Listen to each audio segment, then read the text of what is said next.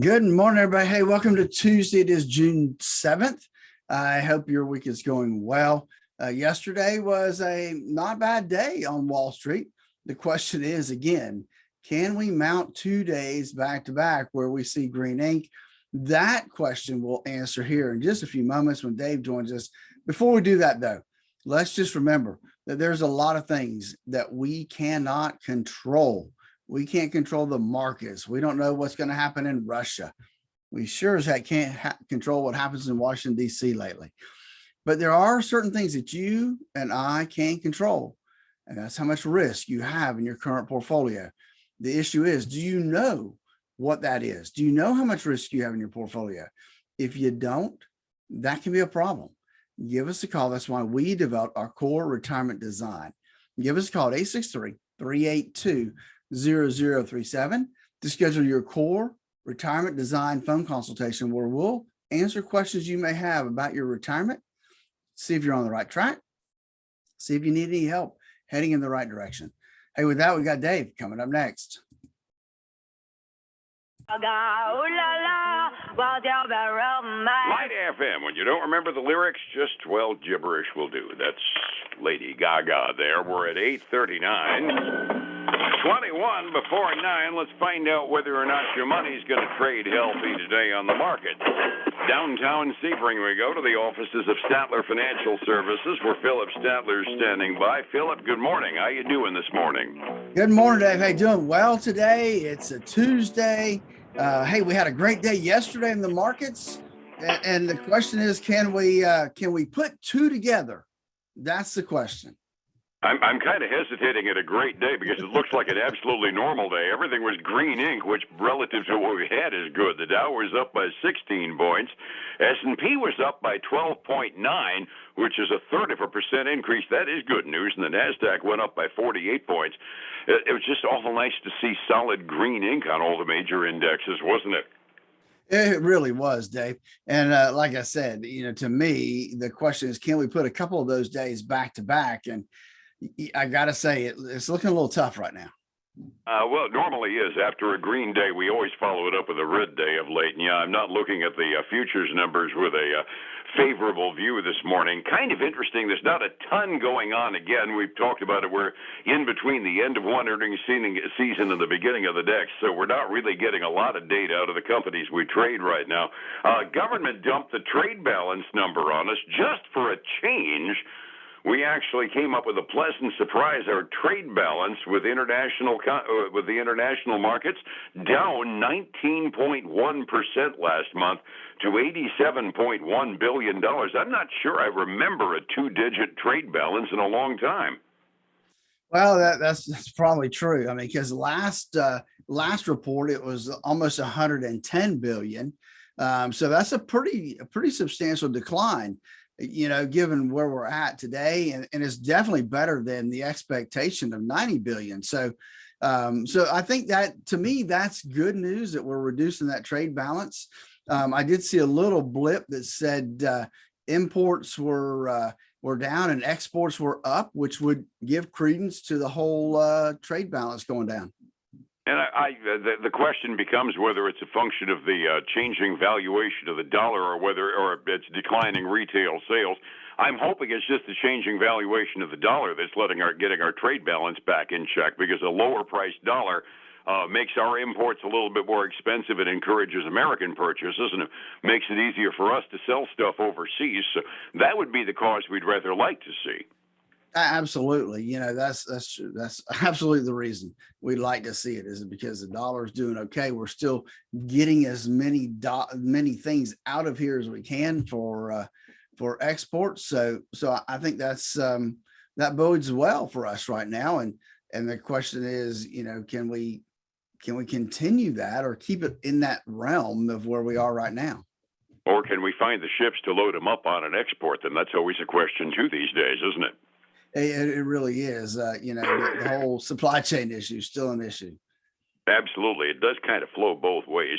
As mentioned, we're pretty much at the absolute butt end of earnings season now, and now the pundits are starting to come out with projections for what the second quarter earnings season is going to look like. And basically what I'm reading is about the only sector that you expect to do well during the next quarter in terms of growth in earnings per share is, gosh, what a surprise, energy and materials. That's going to be probably a surprise like saying the sun's going to go down this evening about 8 o'clock, right?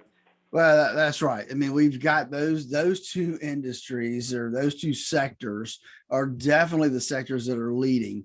And they're not the sectors we'd like to see leading from that standpoint either, Dave, because that means inflation, right? Those things going up is inflationary, and we would rather see less inflation than more inflation. But I read a couple of reports, and man, I think inflation's here for the next well, a couple of reports, the next 18 to 24 months.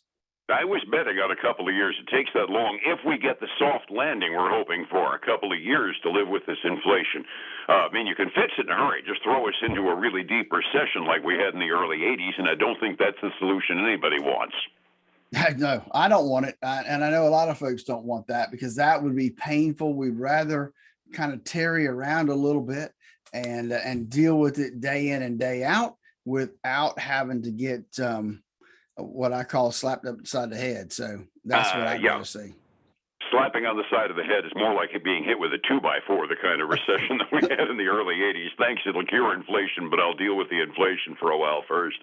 Actually, the only silver lining I put on that cloud is the fact that at the very least, the two sectors that they're showing as being growth over the next quarter, materials and energy, those are also the volatile sectors that actually go back down. You get down to retail prices, something you and I were talking about the other day. Once a price ratchets up on a kumquat or better yet, at a widget at the hardware store, it tends to stay there, and your best hope is that at the very least it doesn't go up any farther.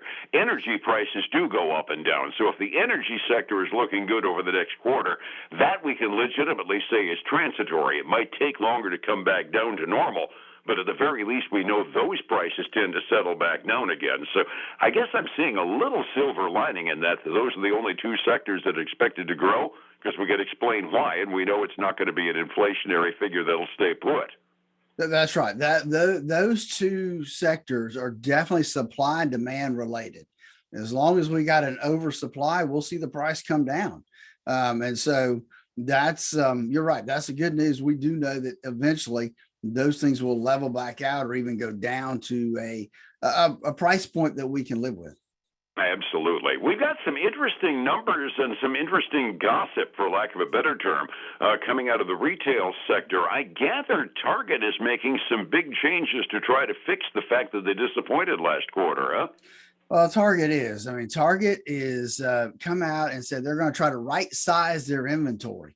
And so what that means is that they're going to take a pretty big hit on profits in the short term, because they're going to be canceling some orders. They're going to be marking down significantly some unwanted merchandise to get it out of the stores. So they continue to do that.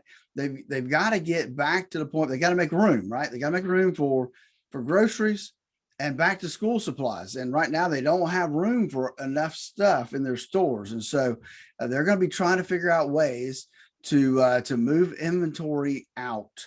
And that's hurting Target this morning. They're down a little over 6.5% this morning. And they didn't have a real good quarter last quarter. So you add that on top of this, not a 52-week low, but definitely getting close to it, Dave. Ouch. The word right size has always been one of those corporate euphemisms that I've never loved. We're going to right size our company. Get ready for the pink slips. A retail company is going to right size its inventory. Yeah, get ready for some canceled orders, right? Yeah, exactly. So we continue to watch them and what they're doing. And we've talked a couple times about Kohl's. Their earnings came out. It was a little disappointing, but they've got themselves up for sale, and they've been pursuing different avenues to sell themselves out now, probably 6 months to a year. They've been working on different deals. Nothing's really come to fruition until now. And it's not a done deal, but they are in advanced talks with the franchise group that has different, that, they own the Vitamin Shop and some other retail brands that could give Kohl's some second chance here. That they're trading up today 11.5%. Tale of two companies. One decides to shrink the inventory down a little. The other one starts looking for a buyer and goes up, right? Yep, exactly. All right. Exactly. And then we do have a couple earnings. You have a couple earnings for you here, Dave. Okay, I was going to say I only had one more news item to mention. That was Elon Musk used a magic word yesterday: material breach. That could be the element that could clear that buyout of Twitter, because when you start using terms like that, those are the out terms in a contract. So the whole gossip run about Elon Musk buying Twitter may very well not happen at this point, now that he's using legal language instead of his usual brusque slang. Did he say material breach? Is that what he said? He said Twitter is in material breach of their merger agreement. Gotcha. Okay. That's kind of that. When you start using those formal languages, that kind of says I got plans on pulling out of this gig, doesn't it? Yeah. Yep. It does. We're working on a plan anyway. Absolutely. Earnings. We do have a couple earnings. The first one we have is Smucker's. Mostly known for their jellies, but other food producers, things that they produce as well. They did have a better than expected quarter, but they're having issues with inflation, supply chain, some other factors that have impacted their results. And the one thing that we don't like in any company, and that's uncertainty. And so they've increased some uncertainty within their development. And so they come out and say their full year guidance is in jeopardy. So they're trading down this morning about 1%. The uncertainty, I understand. The supply chain, in the case of Smucker's, I keep wondering. I mean, you squash strawberries for a living. Where's the supply chain issue? Maybe they can't get the squashers. Could be. The other one I have for you is not a well-known company, at least not to me. It's United Natural Foods. They're a food distributing company. They had better than expected profits and revenue. They've seemed to increase business from new and existing customers. So that's good. They raised their full year forecast. So they're kind of a bright spot this morning, up 5.2%. Well, we're glad to have some good news, especially if Smucker's is having troubles. I need an up number to finish out the reports. That's right. Absolutely. Absolutely. Resetting the table. It was a marginal up day, but an up day, and that made it a good day yesterday on Wall Street. I'm kind of looking at the colors on my charts. It doesn't look like we're going to do two in a row, does it? Not unless something happens today during the day that we don't foresee. We got the Dow down 0.75%. The S&P 500 is down 0.9%. Man, the NASDAQ 100 is down 1.25%. Russell 2000 is down 1%. So, man, we are in the green for real. Then we got silver Dave, it's down 0.6%, back down below $22 an ounce. Not good there. We're seeing a little bit of bump on gold, up almost 0.2%. Crude oil's, I think, is about where it was yesterday. It's down 0.1%, $118.31 a barrel right now. I think it's about where it was yesterday. I think you're right. Overseas markets, the Asian rim kind of followed yesterday for us. Most of those indexes were up fractionally. Europe is looking at our futures and going, oh, no. So they're off fractionally midway through their day.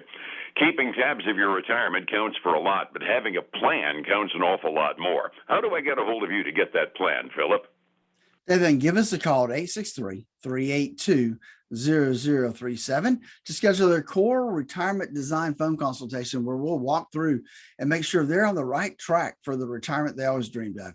And then they can join us this weekend for the Statler Financial Radio Show, 6 a.m. and noon on Saturday, 10 a.m. Sunday morning on Highlands News Talk 730 and 95.3 FM. And back here again tomorrow morning to see if we can't turn this mess around this morning before the end of the day. Fair enough? Fair enough, man. Have a great day. Thank you, my friend. I'll see you tomorrow. It's 105.7 Light FM and Statler Financial Services, Phillip Statler. Hey, folks, again, I want to thank you for joining us today. I hope you gather some little tidbit that you can use, pass us on to your friends and family. We're available as a resource. Give us a call, 863-382-0037. Hey, with that, we'll talk to you tomorrow. Until then, have a great day.